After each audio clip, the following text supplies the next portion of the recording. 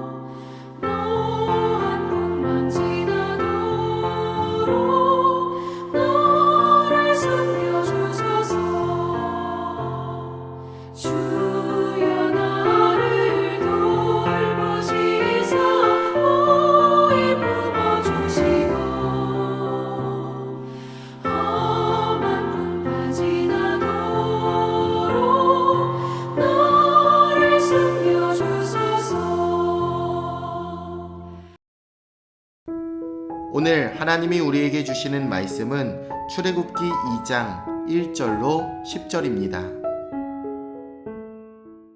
레위 가족 중 한 사람이 가서 레위 여자에게 장가들어 그 여자가 임신하여 아들을 낳으니 그가 잘생긴 것을 보고 3달 동안 그를 숨겼으나 더 숨길 수 없게 되매 그를 위하여 갈대 상자를 가져다가 역청과 나무진을 칠하고 아기를 거기 담아 나일강가 갈대 사이에 두고 그의 누이가 어떻게 되는지를 알려고 멀리 섰더니 바로의 딸이 목욕하러 나일강으로 내려오고 시녀들은 나일강가를 거닐 때에 그가 갈대 사이에 상자를 보고 시녀를 보내어 가져다가 열고 그 아기를 보니 아기가 우는지라. 그가 그를 불쌍히 여겨 이르되 이는 히브리 사람의 아기로다. 그의 누이가 바로의 딸에게 이르되 내가 가서 당신을 위하여 히브리 여인 중에서 유모를 불러다가 이 아기에게 젖을 먹이게 하리이까. 바로의 딸이 그에게 이르되 가라 하매 그 소녀가 가서 그 아기의 어머니를 불러오니 바로의 딸이 그에게 이르되 이 아기를 데려다가 나를 위하여 젖을 먹이라. 내가 그 삭슬 주리라. 여인이 아기를 데려다가 젖을 먹이더니 그 아기가 자라매 바로의 딸에게로 데려가니 그가 그의 아들이 되니라. 그가 그의 이름을 모세라 하여 이르되 이는 내가 그를 물에서 건져내었음이라 하였더라. 오늘 본문은 레위 지파에 속한 한 부부가 결혼한 사건으로 시작하고 있습니다. 우리는 힘들고 어려울 때 하나님이 그저 침묵하고 계신다고 생각하기가 쉽습니다. 하지만 우리가 의식하건 의식하지 않건 간에 하나님은 여전히 일하고 계십니다. 하나님은 당신의 백성의 고통을 그저 방관하시는 분이 아니십니다. 이스라엘 백성에게 희망이 없어 보이는 바로 그 순간에도 하나님은 일하고 계셨습니다. 여자가 임신하여 아들을 낳았습니다. 그녀는 3개월이나 아기를 숨겼습니다. 그 부모에게 이 3개월은 분명 고통의 시간이었을 것입니다. 하나님의 특별한 표징이나 보호하심을 느끼지도 못하는 그런 어려운 환경 속에서 기다리고 인내하기란 결단코 쉽지 않았을 것입니다. 하지만 그들은 믿음으로 그 일을 감행했습니다. 우리에게도 이런 시기가 분명 있습니다. 대책 없이 하나님의 손길을 기다려야만 하는 시기, 어떤 대안도 보이지 않는 참으로 암담한 때가 우리의 삶에도 있습니다. 인내가 극에 달하자 부모는 다른 선택을 하게 됩니다. 스스로 아이를 지키려는 노력을 포기할 수밖에 없는 지경이 되었기 때문입니다.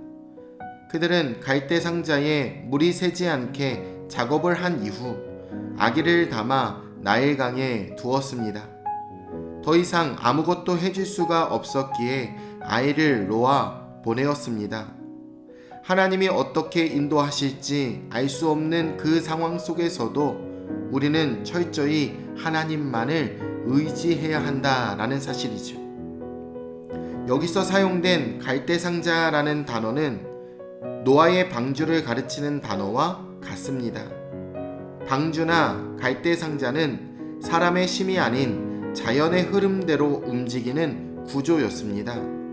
인간의 노력이 아니라 하나님의 도우심에만 의지해야 하는 상황이었습니다. 그저 하나님만 의지하며 모세의 누이처럼 멀리서 지켜보기만 해야 하는 바로 그런 상황이 우리의 삶 속에도 있을 수 있습니다. 이렇게 하나님의 일하심을 지켜보는 것, 그것은 바로 믿음이지요. 그런데 그 순간 바로의 딸이 목욕하러 나타납니다. 그녀는 아기를 죽이라는 명령을 내렸던 바로 왕의 딸입니다. 그런데 하나님은 여기에서 반전 드라마를 만들어 주십니다. 바로의 딸이 시브리 아기를 불쌍히 생각하도록 하셨다라는 것이죠. 하나님은 종종 하나님의 백성을 박해하는 이 세상을 되레 역으로 이용하실 때가 있습니다. 하나님의 방법은 우리의 생각과 우리의 기준과 우리의 판단을 넘어선다는 것이죠. 바로의 딸이 아기를 키우겠다고 결심을 굳히기 전 아기의 누이가 적극적으로 나섭니다. 히브리 여인 중에서 유모를 불러오겠다라고 이야기하죠. 더구나 당신을 위하여라고 이야기합니다. 사실 이 일은 자기와 자기 부모를 위하여 하는 일이었습니다.